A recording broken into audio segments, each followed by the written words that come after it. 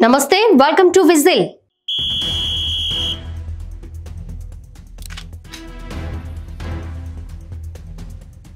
ప్రస్తుత సినిమాలపై ప్రముఖ మలయాళ దర్శకులు అడూరు గోపాలకృష్ణన్ సంచలన వ్యాఖ్యలు చేశారు.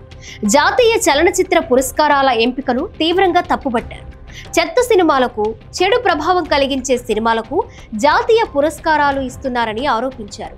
ఏ ప్రాతిపదికన జాతీయ పురస్కారాలకు సినిమాలను జ్యూరీ ఎంపిక చేస్తుందో తెలియడం లేదన్నారు ఆయన.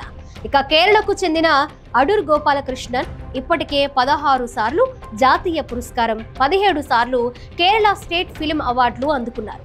1984లోనే పద్మశ్రీ అవార్డు అందుకున్న గోపాలకృష్ణన్ 2006లో పద్మవిభూషణ్తో కేంద్రం సత్కరించింది.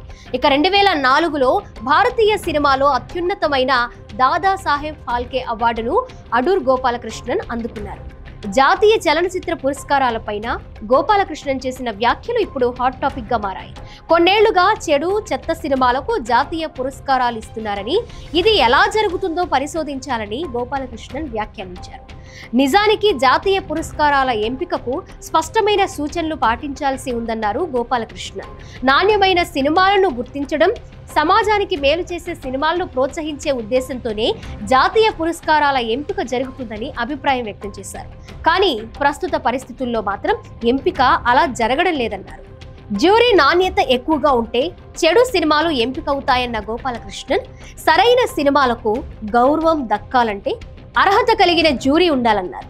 ప్రస్తుతం జ్యూరీ సభ్యుల్లో సరైన అర్హత ఉన్నవారే లేరని గోపాలకృష్ణన్ పరోక్షంగా ఆరోపించారు. జాతీయ పురస్కారాల వ్యవస్థను పూర్తిగా ఆపేస్తే మంచిదని సూచించారు ఆయన. నిజానికి ఇలాంటి విమర్శలు గోపాలకృష్ణన్ 2022లో కూడా చేశారు. కనీసం సినిమా పూర్తిగా చూడకుండానే జ్యూరీ సభ్యులు పురస్కారాలు ఇస్తున్నారని ఆరోపించారు. పురస్కారాల ఎంపికలో సిఫారసులు ఎక్కువగా ఉన్నాయనే అనుమానం అప్పట్లోనే వ్యక్తం చేశారు ఆయన. 2019లో బాహుబలి వంటి సినిమాలు పురస్కారాలు గెలవడాన్ని ఆయన విమర్శించారు.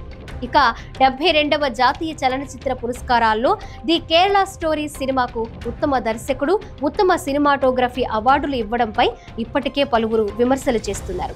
ది కేరళ స్టోరీకి అవార్డులు ఇవ్వడం వెనుక రాజకీయ ఒత్తిళ్లు ఉన్నాయని బహిరంగంగానే ఆరోపించారు.